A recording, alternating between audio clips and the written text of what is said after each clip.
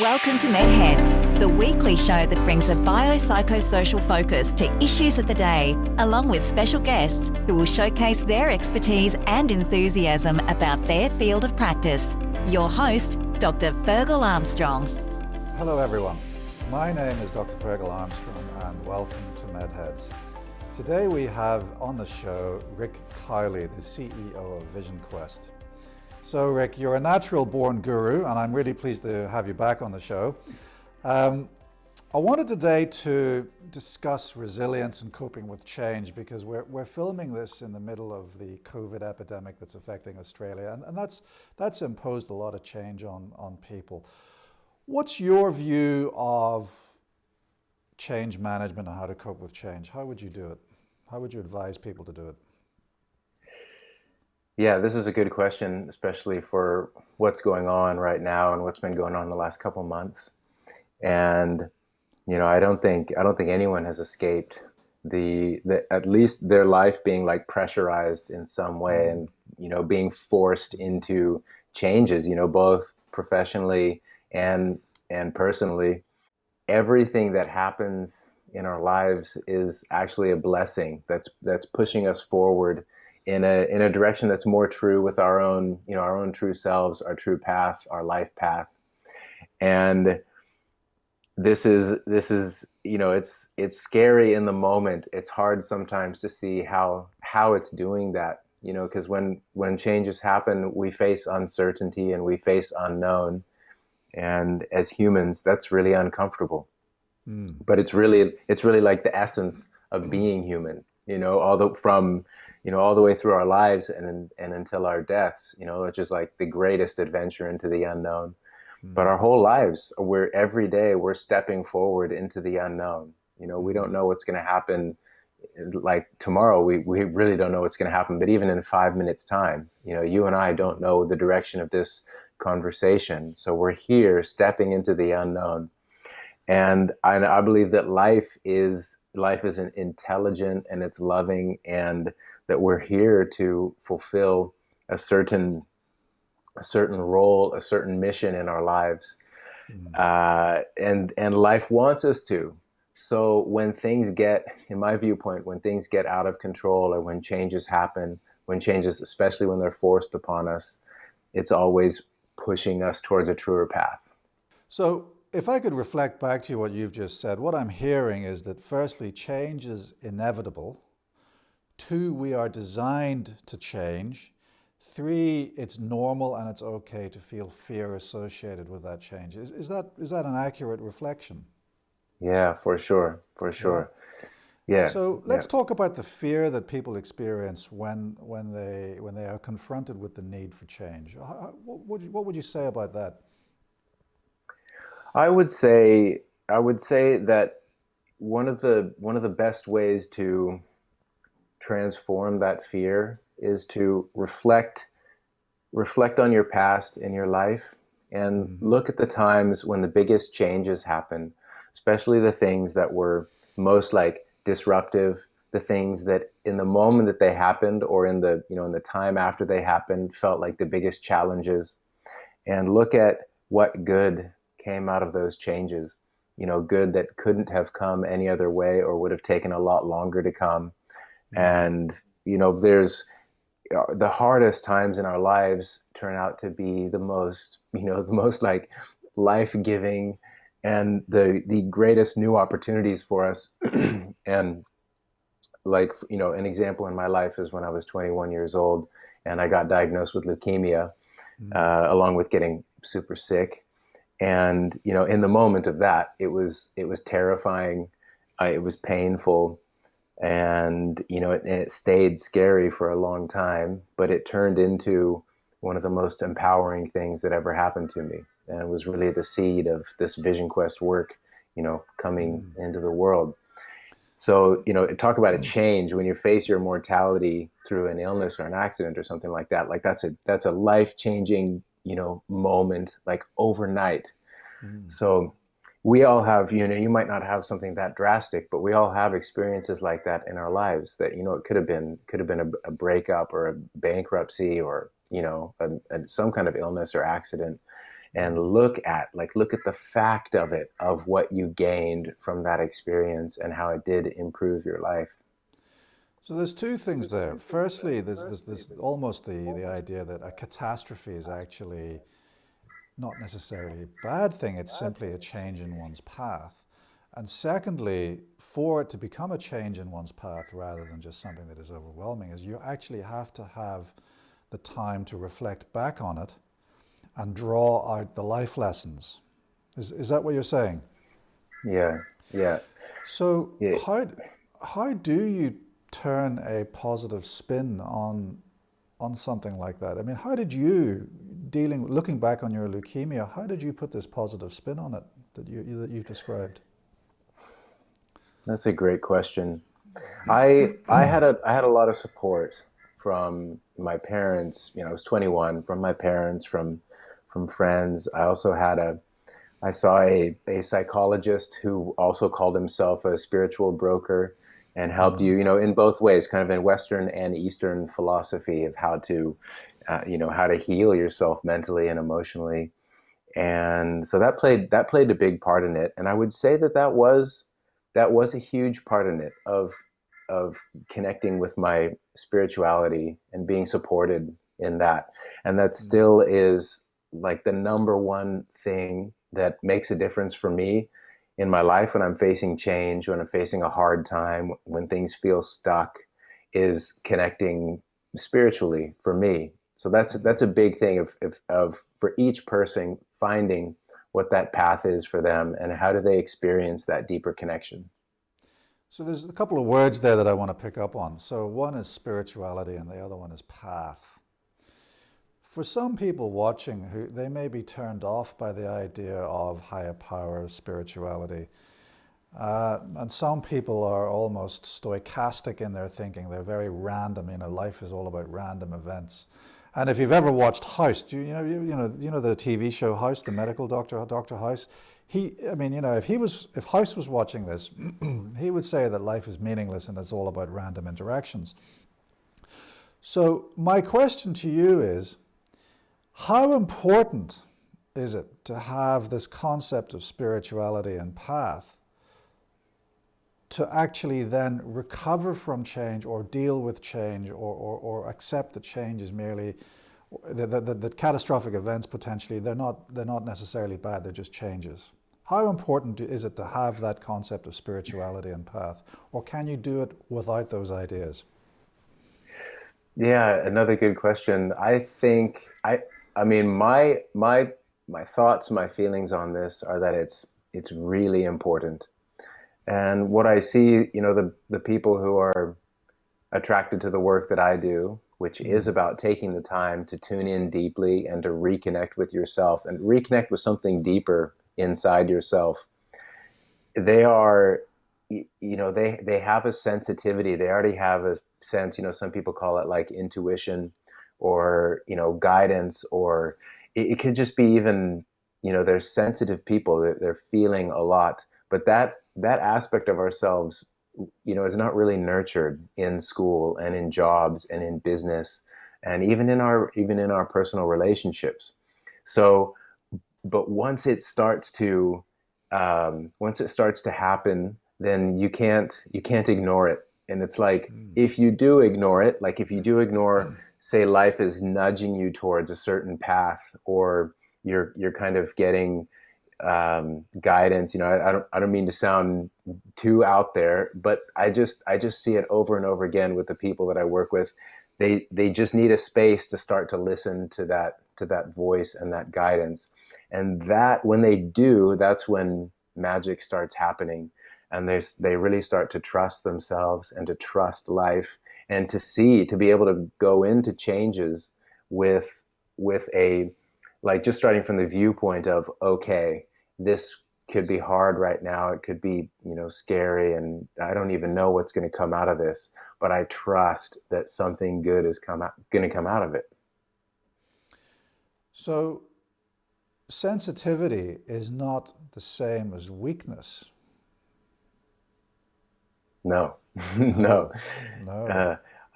And I think what makes us feel weak is when we ignore our sensitivity. Mm. And there are a lot of people who are beginning to feel how sensitive they are, Yeah.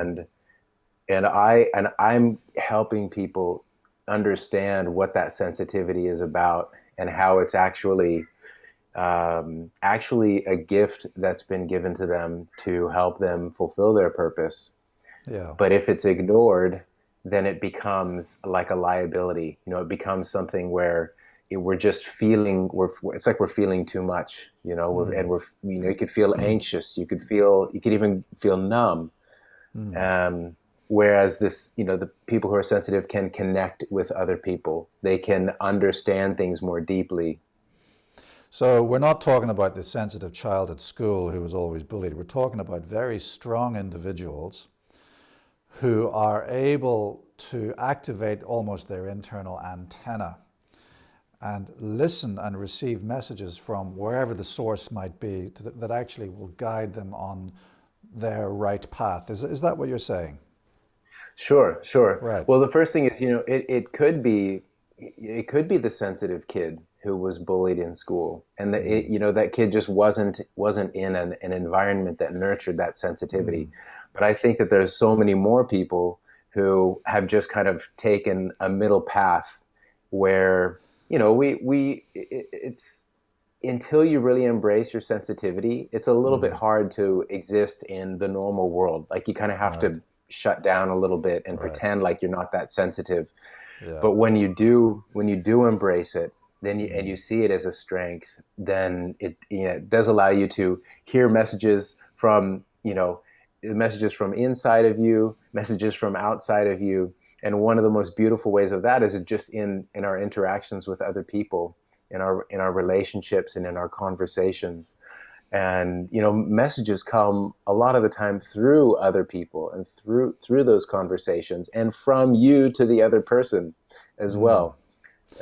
So being able to hear that and understand that, and follow the impulse when it happens, is really important. How do we embrace our sensitivity? There's a couple things. So one is, I really encourage people to journal.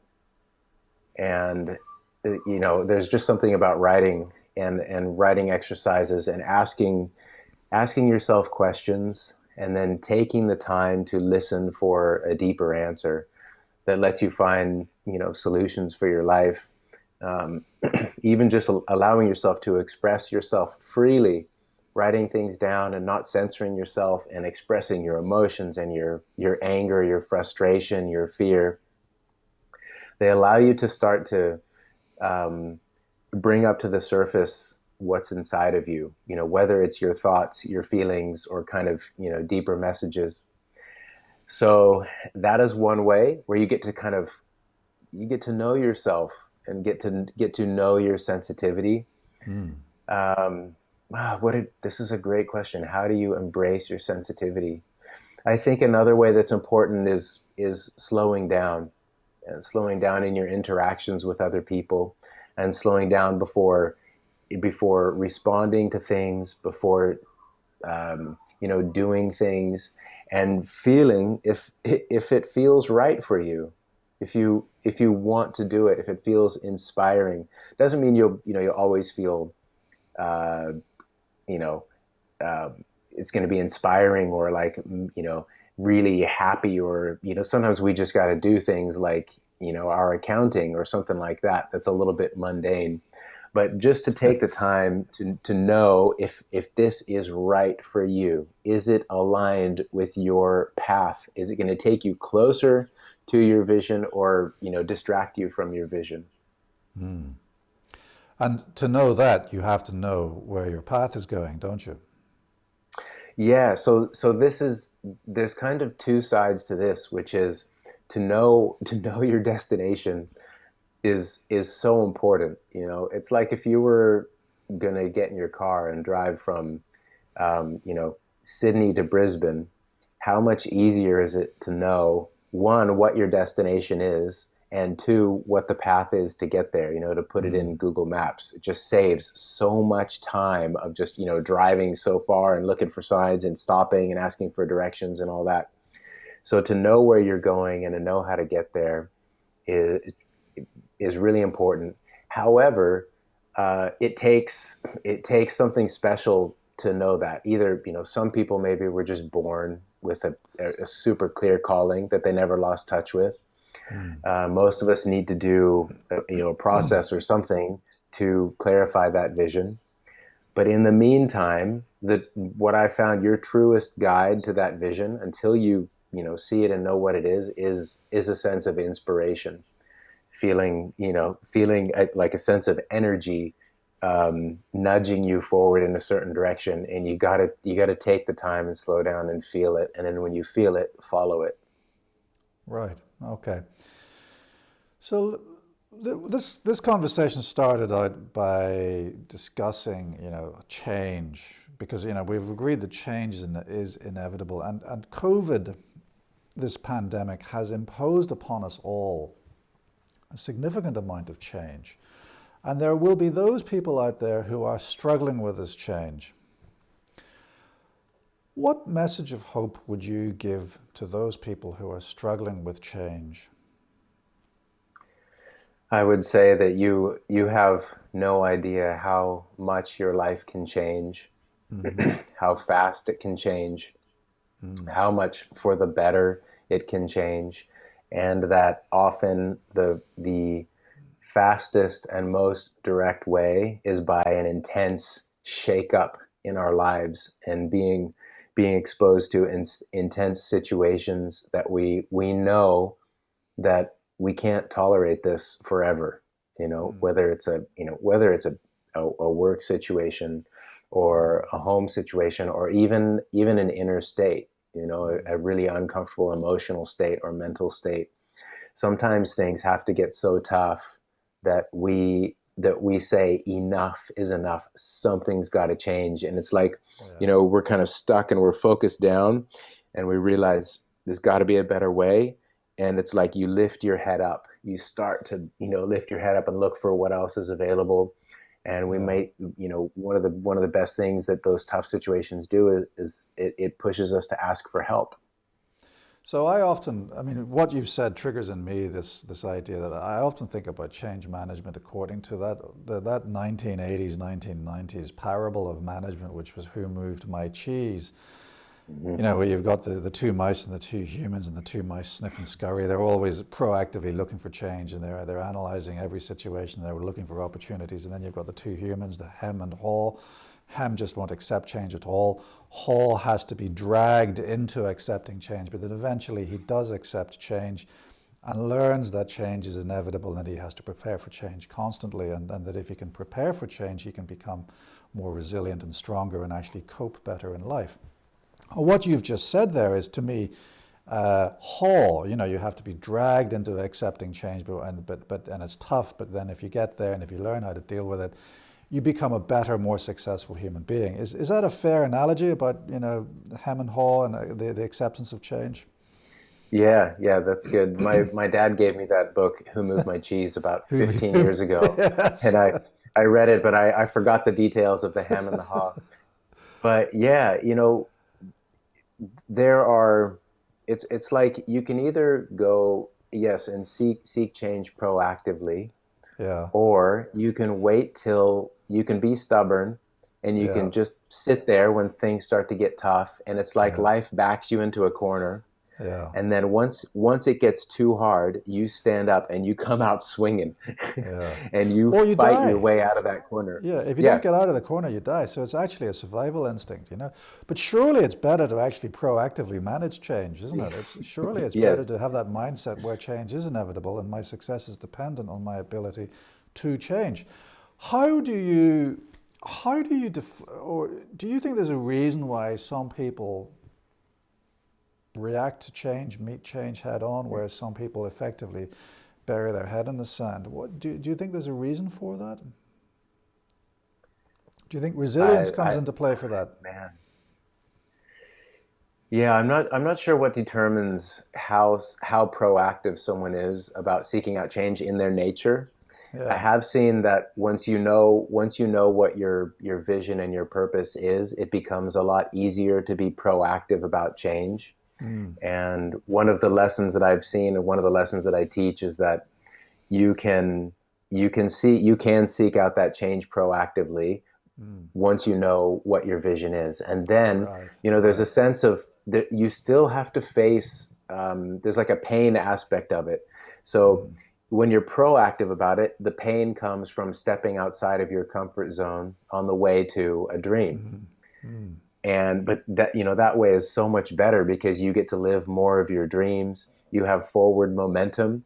When challenges arise, it's, because you're moving, and you can adapt and move, and your forward momentum can go through obstacles. So that's the way to proactively, seek out change and move towards your dreams. But like we said before, you can also just wait for life to back you into a corner and slap you, across the face with some loss or an illness like I had, and then you're forced to stand up and change. But as far as your nature about how you respond to that, I'm not sure. I would just say know what you want and why. You see, I think that resilience comes into this a lot. People who have resilience are better able to cope with adversity. They're better able to deal with change compared to those who don't have resilience. And a lack of resilience is also associated with increased levels of human suffering, increased levels of drug and alcohol abuse, and basically on various levels a decreased ability to cope. And resilience is not, it's not some kind of thing that you can develop. You're given resilience in the womb, and you're given resilience in your first 2 to 3 years of life. So if you grow up in a nurturing, caring environment where your mother and father loved you, and you weren't abused, and you weren't neglected, and you had stimulation, then you have a lot of resilience, which then empowers you for the rest of your life. So a lack of resilience can really upset you and can hamstring you literally from the age of 2. And I mean, one example of this lack of resilience or the ability to survive, really, because as associated with social and human interaction, was an experiment done by one of the French kings a couple of hundred years ago. He wanted to see if children who were completely removed of social interaction would learn to speak, right? So he basically got these kids and had them nurtured by nannies who were ordered never to speak to them. And these kids all died. Right? It's not that they didn't learn any language. They all died. So the experiment had to be terminated because these kids died. These kids died because of a lack of social interaction. So for me, resilience is all about the positivity of your social interactions, which begin at birth, and which are most important at between the ages of 1, 2, 3, when your parents are interacting with you, and you're developing that sense of warmth, trust, and relationships, which then carries you into adulthood. So for me, the ability to meet change head on is determined by one's resilience, which is determined by the positivity of one's relationships, especially in the very early formative years. So I wonder, what I'm getting to now is in the services that you provide and in the work that you do, how important do you think social relationships are in your quest, your journey, and coping with change? Yeah, the relationship side of things is a really special part of people's visions. And one of the things that I encourage people to look at is, when we're at the end of our lives and we're reflecting back on our lives, say you're sitting there and you're all old and wrinkly and cute and gray, and you're thinking back over your life, what are you going to be remembering with the most fondness? And it's probably going to be the people that you shared the adventure of your life with. Even people that, things got hard at times. You can think of, relationships or, business partners or family members. But there's something about even the hard times that creates a bond between people and an appreciation. And it's just like being on an adventure, a true expedition or a journey. And when things get tough, that's when bonds are formed. um, and and so it's just an easy thing for us to overlook in our daily lives. We can take our relationships for granted, and take for granted that our parents are still alive, or that we have dear friends that we might not live near, but we could pick up the phone and reconnect with them and just check in with them. And so this is a part of my process, and what I encourage people to do is just be aware of the relationships that are around you and nurturing the important ones, because it's really all our achievements and our dreams are wonderful, but we're not going to be looking back and going, or I remember that 5-bedroom house that I created, and that really warms my heart. I mean, that's really cool. It's great, but it's going to be the people and the relationships. And a big part of our purpose for most people is about the way that you uplift and empower other people. And those relationships where you're contributing to someone else's life by being you and doing what you love to do, and also letting other people contribute to your life, and letting other people fulfill their purpose by helping you. So those I feel are some of the most fulfilling exchanges between people. And that's how I look at the professional side of things. Is if you're not interacting with people at that level, why not? You have something unique to give and uplift other people with. So listening to what you say, it's reminded me of a couple of things I want to bring up. So firstly, no one on their deathbed thought to themselves, I wish I'd spent more time at the office. Point number one. Point number two, there are no atheists in foxholes. And point number three, the quality of our humanity is determined by the quality of our friendships. What do you think about those statements? They're deliberately provocative. Yeah. I would agree with those.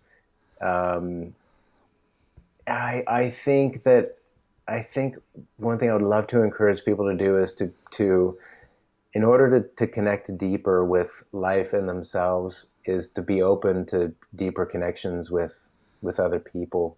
And sometimes people start that deeper connection within themselves, but other people, they can feel that deeper connection more quickly with other people. And that just sort of depends maybe on your nature and how you're wired. Yeah. I'd like to ask you, Fergal, what have you seen in terms of supporting people to be more resilient? What have you seen that people can do and start to change? Like, can people start to change their behavior in terms of relationships, and then reap the rewards of more resilience? So if in my clinical experience, the first point is acknowledging that there is a problem and accepting that there is a problem. So the two are different. Acknowledging a problem is different from accepting a problem, because acceptance actually means I have to do something about it and change. The next point is to understand that you can never do whatever it is that you need to do to improve on your own. For me, it is the quality of the relationships that allow us to actually, that drive us, that give us the energy to actually make those changes. So in answer to your question, yes, I've seen people develop resilience, or at least improve the levels of their resilience from a lower base than others, and I've seen them do it by nurturing and learning how to develop and manage their relationships. A part of that is also the rupture and repair process, because you've got to accept that you're not perfect and you're going to screw up. And it's the ability to acknowledge your own faults and to then try and attempt to repair those relationships with other people that is also very important. So, a rupture is not necessarily the end of a relationship. And I've seen people lurch from destructive relationship to destructive relationship because they don't understand the need for rupture and repair. Unfortunately, we've run out of time. It's always the case when we're talking, and I'm sorry to say this, but we are going to have to bring this to a close now. If I could summarize, I'm going to ask you for one message of hope. Before I ask you that question, if I could summarize what I've taken from this discussion with you, is that basically the ability to cope with change is predicated on the ability to see change as an opportunity to look at the Google map again of your life, and to then ask yourself the question, where am I headed? Where do I need to change? And then secondly, to ask yourself the question, what relationships can I develop to actually drive myself forward to my final destination? Is that accurate? And what message of hope would you give to our listeners? Yes, yeah. That's a good way of putting it. And my final message would be, when things are getting hard and unpredictable, and you thought things were going to go a certain direction, and now there's no stopping that they're going in another direction, even though you may not know what that direction is yet, you will. And I want to back up your message to keep your human relationships nurtured. So, pick up the phone and call your parents, or, one of your best friends from high school, or, earlier on in your life, or someone who's in your neighborhood that you never see because they're in your neighborhood, and reach out and nurture those relationships, and test this theory that we're talking about of, if your relationships are, if you have good, positive human connections, human relationships, how's your resilience? And see if you can experiment with that and find the truth in that for yourself. Rick Cowley, thank you very much for your time today. Thank you. Thanks, Fergal. Thanks for having me. That's it for today's MedHeads. If you want to know more about Rick Cowley and VysionQuest, go to visionquest.com. My name is Dr. Fergal Armstrong. See you next time.